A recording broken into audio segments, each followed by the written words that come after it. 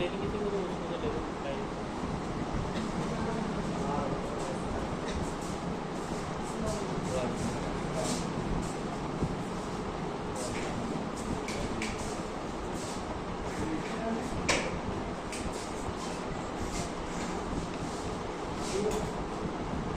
नहीं चाय रखिए, ले तुम लोग ले ले, चाय रखिए। कुछ आरटीसी फॉर्म होते हैं इसमें, ये 5 फॉर्म होते हैं आरटीसी के जीएसटी में, तो सबका अपना अपना यूज होता है।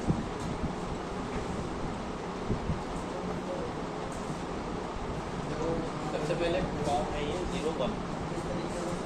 01 किस लिए है? क्लेम आरटीसी और न्यू जीएसटी रजिस्ट्रेशन। जब हम कोई नया जीएसटी रजिस्ट्रेशन नंबर लेते हैं जीएसटी में,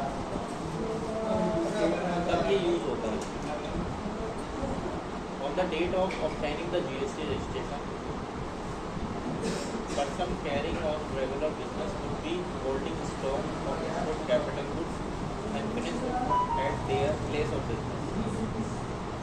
जिस डेट को कोई जीएसटी रजिस्ट्रेशन लेता है उस पर्सन के बाद जिसने वो रजिस्ट्रेशन लिया है अपने रेगुलर बिजनेस में, तो उसके पास इनपुट कोई ऐसा है ना गुड्स होगा उसके पास में जो वो सेल कर रहा होगा, ऐसा उसके पास स्टॉक होगा।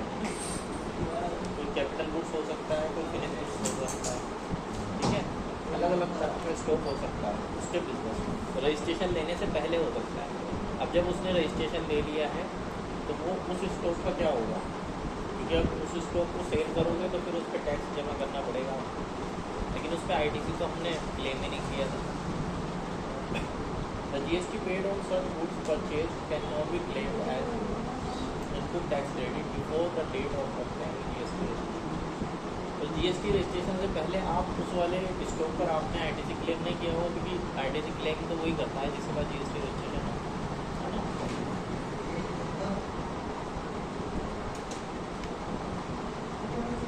Only after obtaining the GST registration, taxpayer can avail input tax credit of GST paid on such input capital goods and input in finished goods lying in stock from the effective date of obtaining registration। तो यहाँ पर जिस date में आपको registration मिला है उस date में ये देखा जाएगा कि आपके पास कितना स्टॉक अवेलेबल है, जो आपके शॉप में है, आपके गोदाम में है, आपकी फैक्ट्री में है, जहाँ भी है वो, है ना। तो वो ये देखा जाएगा कि वो स्टॉक कितना आपके पास उस डेट में, जिस डेट में रजिस्ट्रेशन मिला है आपके पास वो स्टॉक अवेलेबल है।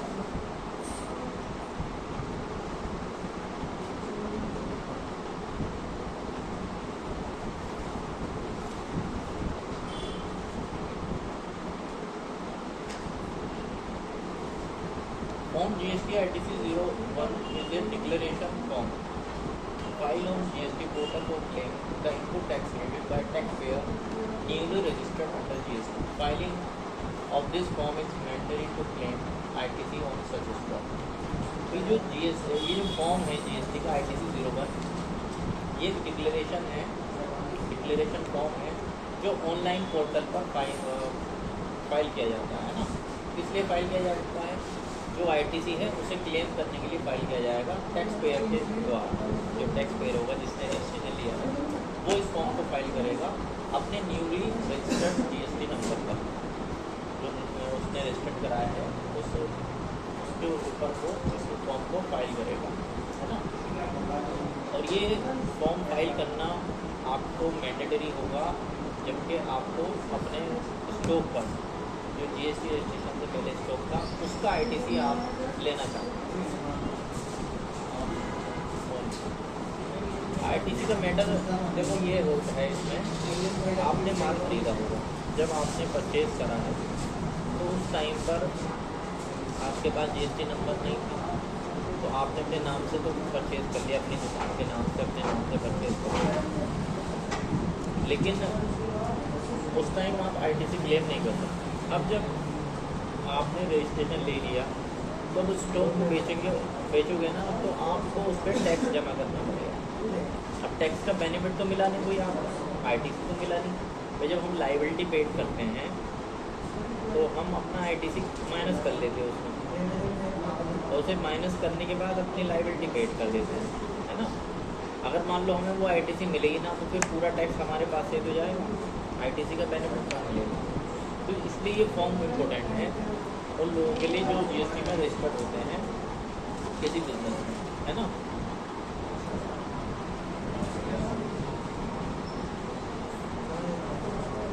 Cases when ITC 01 must be filed, तो वो कौन से केसेस हैं जहाँ पर ये फाइल करना आपको चाहिए, है ना। The declaration form is ITC 01 is required to be filed in the following cases.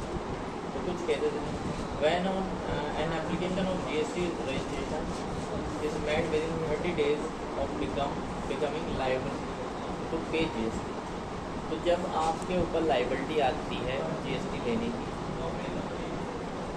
जब आपका एक टर्नओवर क्रॉस हो गया, जैसे यहाँ उत्तराखंड में 20 लाख से ऊपर अगर आपका टर्नओवर क्रॉस हो गया, 20 लाख से ऊपर आपने सेल कर दी। अब ये जो 20 लाख की लिमिट है वो पूरे साल के हिसाब से, अब आपने 1 महीने में कर दी, 2 महीने में कर दी, है ना। तो उसके बाद में आपको रजिस्ट्रेशन लेना क्या हो गया, कंपलसरी हो गया। तो अगर आपकी ऐसी कंडीशन में आ गया तो फिर आपको ये 01 फाइल करना कंपलसरी हो। दूसरा है when any person opt for voluntary registration. दूसरी कंडीशन ये है कि आपका टर्नओवर तो नहीं है ज़्यादा, लेकिन आप जीएसटी रजिस्ट्रेशन लेना चाहते हैं। आपका टर्नओवर ज़्यादा नहीं है, 10 लाख है या 15 लाख है, 20 करोड़ नहीं ज़्यादा, लेकिन आप रजिस्ट्रेशन लेना चाहते हैं। जब अपनी मर्ज़ी से कोई रजिस्ट्रेशन लेता है, उसके ऊपर लाइबिलिटी नहीं होती रजिस्ट्रेशन की, तो उसे बोलते हैं voluntary registration.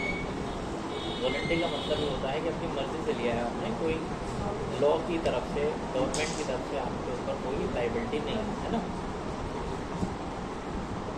When any person out of composition scheme but continues to be registered as a regular tax payer. आपके पास कंपोजिशन स्कीम थी, कंपोजिशन स्कीम का आपने पढ़ा था चैप्टर, उसमें क्या होता था 1% जमा करते थे हम। अगर हम कंपोजिशन में हैं तो हमारे टैक्स हम आईटीसी तो क्लेम नहीं कर सकते उसमें, लेकिन हमारी जो लाइबिलिटी बनेगी उसमें वो 1% होगी टर्नओवर, जितनी भी सेल होगी उस पर 1% हमें जमा करना होगा, ठीक है। कंपोजिशन का याद आ गया आपको, कंपोजिशन क्या था, इसमें 75 लाख, उत्तराखंड में 75 लाख है, वैसे 1.5 तो 75 लाख से ऊपर जिनका टर्नओवर होता है तो वो कंपोजिशन स्कीम लेके 1% की टैक्स जमा करेंगे, 1%, लेकिन उन्हें आरटीसी नहीं मिलता, है ना। तो वो जो स्कीम में थे पहले, अब वो अप्रैल से क्या कर रहे हैं कि अब वो रेगुलर डीलर में आ रहे हैं। तो रेगुलर में आएंगे तो उनका टैक्स जो प्रोडक्ट पे होगा, तो वो 18% है तो 18 लगेगा, है ना। तो 18 लगेगा तो अब वो आईटीसी क्लेम कर सकते हैं। तो ऐसी कंडीशन है आपकी कि आप कंपोजिशन से रेगुलर में ट्रांसफ़र कर रहे हैं, तब भी आप जो है इस फॉर्म को फिल करके आईटीसी क्लेम कर सकते हैं। When an exempt supply of goods services become taxable supply।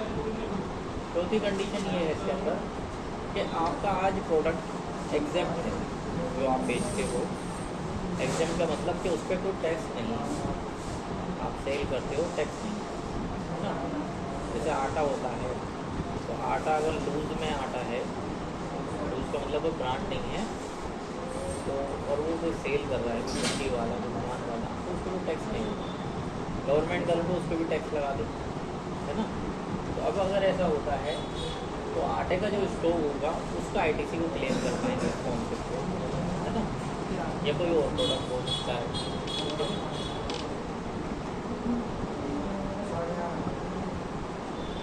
It should be noted that ITC cannot be claimed if the person fails to file for ITC 01। अगर आप ITC 01 file नहीं करते हैं तो आप ITC क्लेम नहीं कर पाएंगे अपने जो आपके पास होगा उसमें।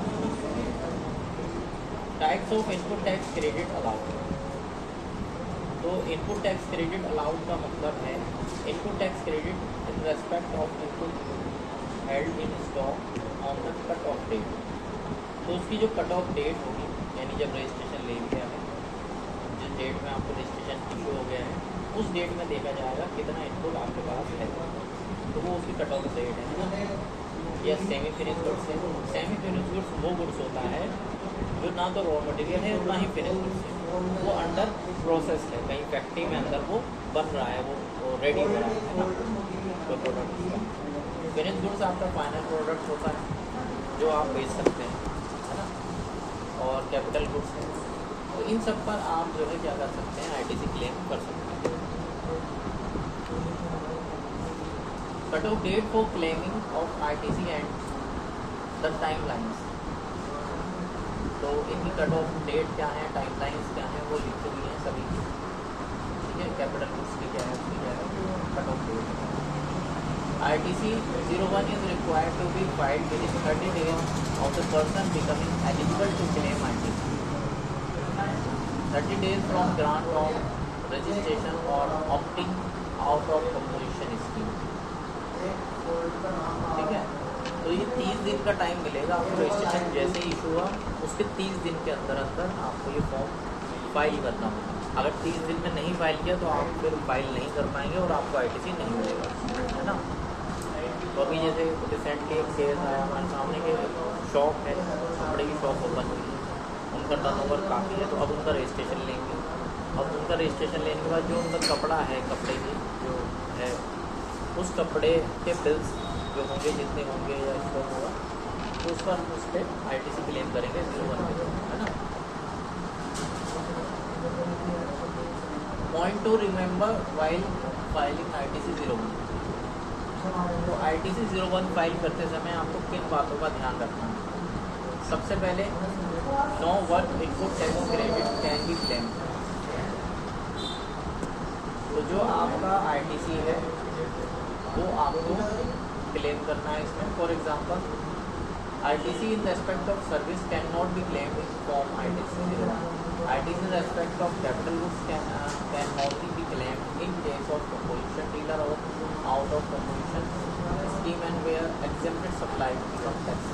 तो यहाँ पर देखो बाकी चीज़ तो मैंने बता दी इसमें, लेकिन ये जो है सर्विस के कोई बिल हैं आपके, तो सर्विस वाले पर आपको आईटीसी नहीं मिलेगा। यानी आपको कोई सर्विस के बिल थे जिस पर टैक्स लग के आया था, तो उसका आईटीसी क्लेम नहीं कर सकते आप, है ना। गुड्स पे ही कर सकते हो, गुड्स है या कैपिटल गुड्स है उसको कर सकते हो। Invoice wise detail of ITC on purchases as on the cut off date should be available. तो आपकी जो इनवॉइस हैं, जो बिल हैं, उन्हीं का आप आईटीसी क्लेम कर सकते हैं। मतलब जिनके आप जो परचेज करके लाए थे, तो उनकी आपकी इनवॉइस वाइज डिटेल आपको बनानी होगी परचेज की, है ना। तो अपना वो जो है उस पर क्लेम कर सकते हो आप आईटीसी, उनके बिल होनी चाहिए। Form ITC 01 should be filed within 30 days of the date of registration migration regular scheme. तो आईटीसी 01 फॉर्म करते समय आपको ये ध्यान रखना है कि वो 30 दिन के अंदर फाइल हो जाना चाहिए। Invoice up to 1 year old can be claimed in case of input and up to 5 years in case of capital goods। जो आपके बिल हैं और उसका स्टॉक भी आपका, आपके पास स्टॉक भी अवेलेबल होना चाहिए वो, और आपके पास बिल भी होना चाहिए। तो वो जो बिल होगा वो बिल 1 साल से पुराना ना हो, है ना। आपको जैसे आज रजिस्ट्रेशन मिला है तो 1 साल के पुराना हो, 1 साल से ज़्यादा का ना हो। और कैपिटल गुड्स में 5 साल से पुराना भी चल जाएगा, मतलब 5 साल तक चल जाएगा कैपिटल गुड्स से। यानी मशीन है आपके पास तो वो 5 साल पुराना बिल भी चल जाएगा, 5 साल से ज़्यादा नहीं चलेगा। If the ITC claim is more than 2 lakh, अगर वो आईटीसी जो आप क्लेम कर रहे हो उसकी वैल्यू 2 लाख रुपये से ज़्यादा है, चार्टर्ड अकाउंटेंट सर्टिफिकेट और post accountant certificate must be uploaded. तो इसके लिए आपको सीए का सर्टिफिकेट या किसी पोस्ट अकाउंटेंट का सीएमए का सर्टिफिकेट आपको लगाना पड़ेगा, है ना। ये सर्टिफिकेट लगाने का मतलब है कि जो आप डिटेल दे रहे हो, जो डिक्लेरेशन फॉर्म फाइल कर रहे हो, है ना, वो आपका जेन्युइन है। तो उस जेन्युइन का एक वेरिफिकेशन होगा जो सीए अपना सर्टिफिकेट लगाएगा, अगर उसकी वैल्यू 2 लाख से ज़्यादा।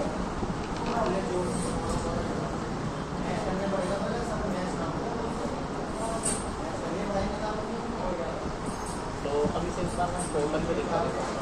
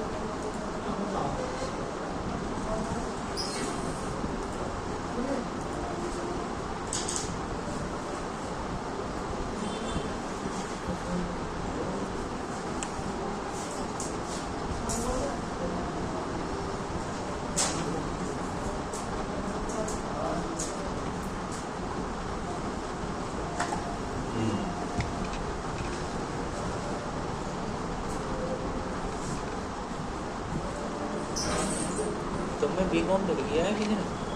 बी कॉम कर रहा है कोई? तुम कर रहे हो?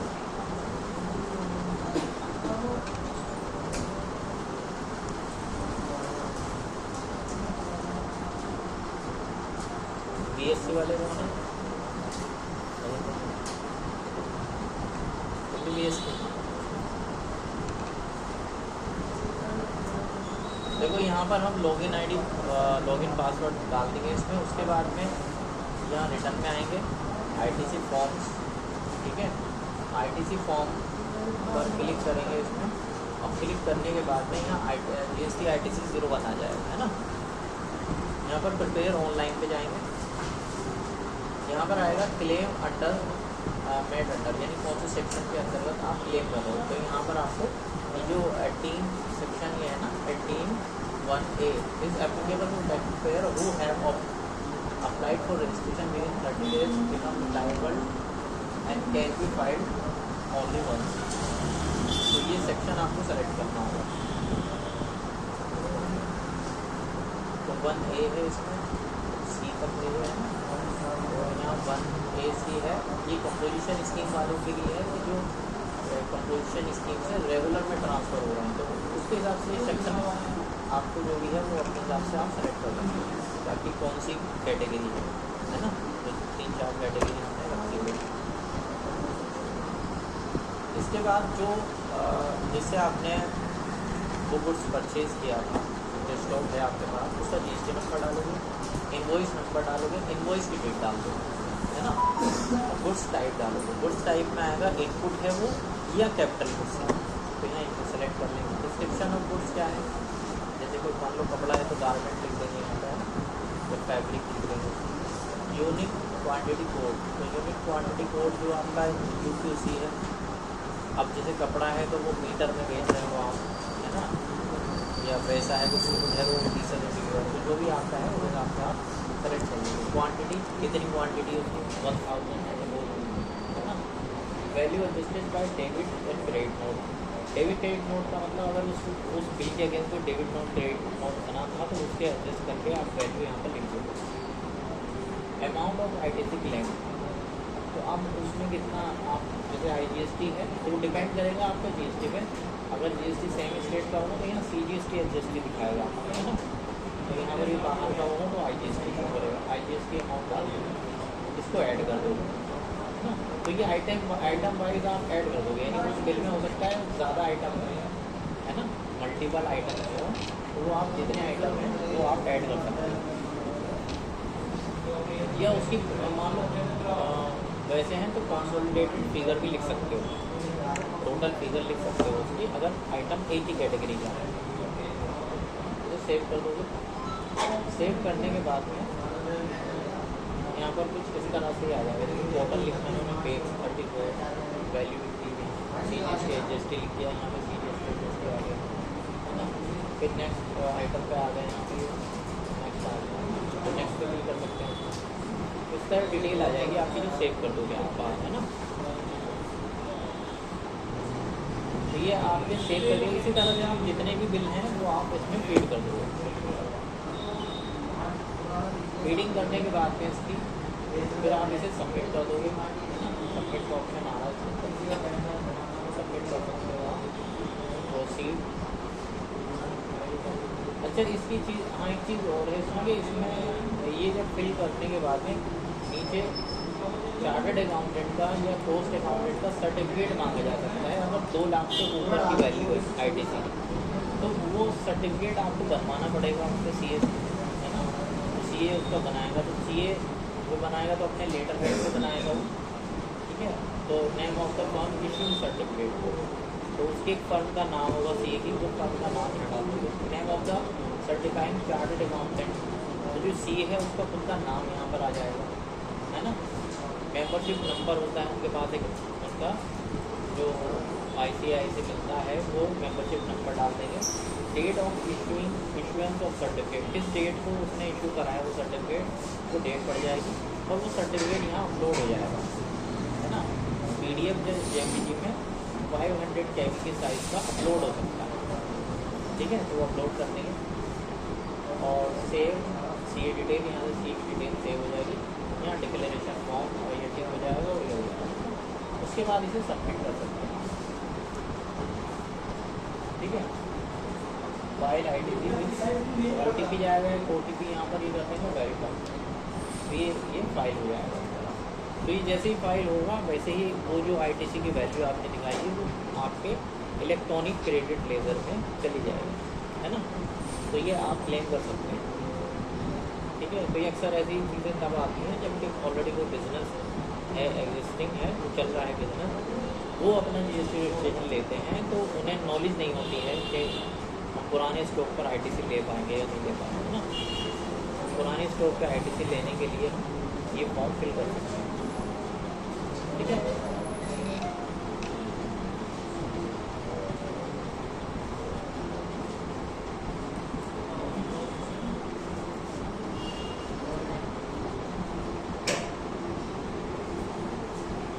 मैं और पढ़ा दूँ मैं अगला फॉर्म, ये कल पढ़ के बताऊँ जैसे है।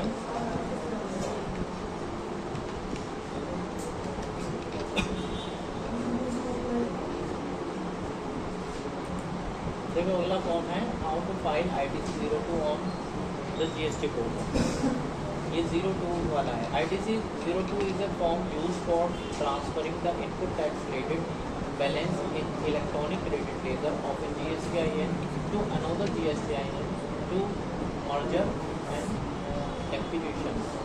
तो यहाँ पर क्या है, ITC 02 फॉर्म किसी ITC को ट्रांसफ़र करने के लिए होता है इलेक्ट्रॉनिक क्रेडिट लेजर, ठीक है।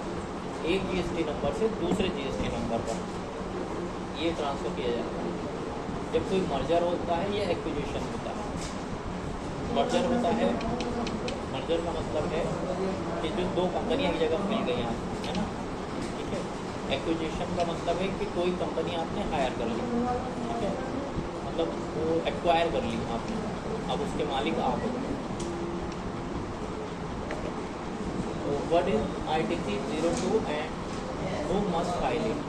तो ITC 02 क्या है और ये क्यों फाइल की जाएगी? In case of transfer of business by way of sale of business, यानी बिजनेस का ट्रांसफ़र हो रहा है या बिजनेस सेल हो रहा है कोई, या मर्जर हो रहा है, दो कंपनियां मिल रही हैं, या डी मर्जर हो रहा है, दो कंपनियां अलग हो रही हैं, है ना। A registered taxpayer can transfer the input tax credit unutilized and available in his electronic credit ledger into another business by filing a declaration in form GST ITC 02। तो GST ITC 02 जो है उसमें आप अपने बिजनेस का जो भी ITC available है, जो अभी यूज़ नहीं किया, उस ITC को आप ट्रांसफ़र कर सकते हैं, ठीक है, किसी दूसरे GST नंबर पर इस फॉर्म के थ्रू। जैसे डीमर्जर का मतलब है, इसमें डीमर्जर था, जैसे हीरो होंडा कंपनी थी पहले एक ही थी और फिर वो अलग होती है ना, तो इन्होंने ये डीमर्ज हो गई। तो अब जो इनकी पहली वाली कंपनी थी तो उस वाले ITC को इन्होंने आधा आधा बांट लिया हुआ, ठीक है, आधा आधा बांट लिया हो या उनके एसेट्स के रेशियो के हिसाब से वो बढ़ जाता है। Need to file ITC 02। तो क्या ज़रूरत है इसकी, मतलब आपको multiple amendment merger and demerger have taken place after the implementation of GST। तो GST के बाद काफ़ी सारी कंपनियां जो है में ये चेंजेस हुए थे। In such cases a transfer of business will have unutilized ITC laying in the electronic credit ledger. He can transfer this ITC to the new business only filing the GST ITC 02। ठीक है, तो ये वही वाली बात है, ऊपर वाली नीचे बताइए। On filing GST 02 the unutilized credit of transfer will get transferred to electronic credit ledger of transferee। यानी जो ट्रांसफरर होगा इसमें ट्रांसफर ही होगा, जो रिसीव कर रहा है वो ट्रांसफर ही है और जो ट्रांसफर कर रहा है उसका ट्रांसफरर बोल रहा है ना।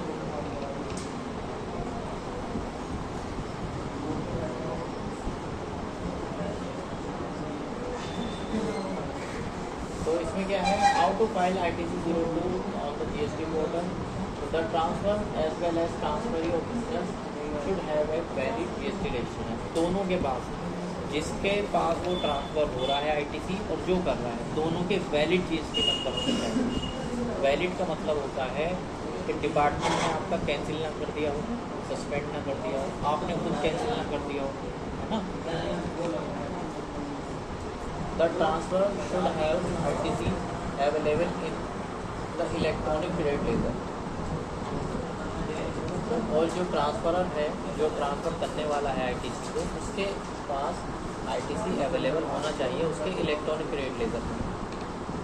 The transfer should file all the applicable GST return of the post period. जो ट्रांसफ़र है उसकी जो GST की रिटर्न है वो उसने सारी फाइल कर दी, कोई पेंडिंग ना हो। All the pending transaction related to the merger should be accepted, rejected and or modified. Also, all the liability related to post return of the transfer should be paid on. देखो यहाँ पर क्या है, जब वो transfer अपनी transaction करेगा अपने पोर्टल से, तो सामने वाले के पोर्टल पे वो जाएगा, ठीक है। तो वो एक्सेप्ट भी कर सकता है, उसे रिजेक्ट भी कर सकता है, मॉडिफाई भी कर सकता है। यानी आपने भेजा ITC इनके पास, तो ये एक्सेप्ट भी कर लेंगे, कुछ गलत है उसमें तो रिजेक्ट भी कर देंगे या फिर मॉडिफाई कर लेंगे। The transfer of business should be done with an accurate provision of the transfer of liability and account of state demand of tax litigation recovery etcetera. जो ट्रांसफ़र होगा, ठीक है, वो ट्रांसफ़र करेक्ट अमाउंट होनी चाहिए, गलत ना दी जाए उसमें, नहीं तो आपके ऊपर जो है कोई डिमांड एंड रिकवरी वाला केस चल सकता है ना। या आपने आपके यहाँ वो पैसा था नहीं, इतना हुआ आपने ट्रांसफ़र दिखाया, इस तरह की चीज़ें नहीं होनी चाहिए। बस same should be certified by chartered accountant और पोस्ट अकाउंटेंट। और ये जो ट्रांसफ़र होगा ये CA जो है आपको CA से जो है सर्टिफाइड कराना पड़ेगा, जो मतलब अमाउंट आप ट्रांसफ़र करना। The process of transferring unutilise ITC is divided into 2 parts. तो 2 पार्ट में अनयूटिलाइज ITC डिवाइड होता है। The transfer file GST ITC 02 stating the unutilise ITC। ये जो ट्रांसफर है वो ITC 02 फाइल करेगा, ठीक है, अपने अनयूटिलाइज ITC को ट्रांसफ़र करेगा। The transferee accept reject the same on the GST portal covered in the last section.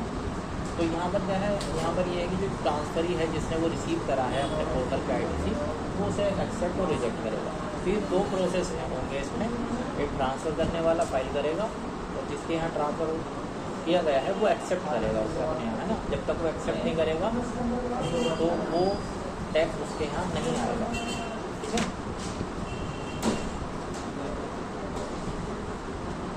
तो मैं इसका देखो दिखा देता हूँ तुम्हें।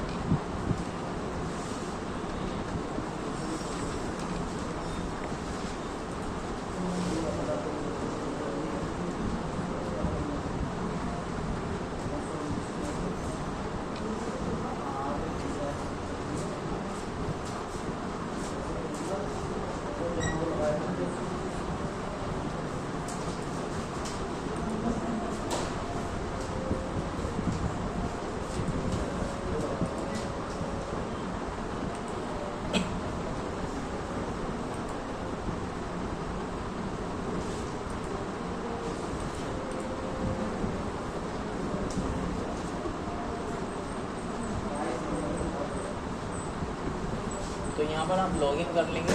लॉगिन करने के बाद यहाँ रिटर्न में जाएंगे, सर्विस रिटर्न और ITC फॉर्म्स। यहाँ पर क्लिक करने के बाद आपको ITC 02 दिखाई देगा। यहाँ प्रिपेयर ऑनलाइन पर क्लिक करेंगे।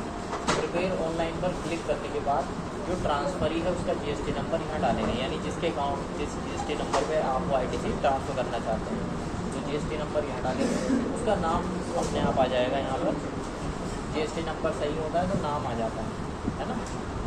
तो यहाँ पर 2 चीज़ें हैं, एक तो यह है amount of match ITC available, उसके इलेक्ट्रॉनिक क्रेडिट लेजर में जितना पैसा होगा वो यहाँ शो होगा।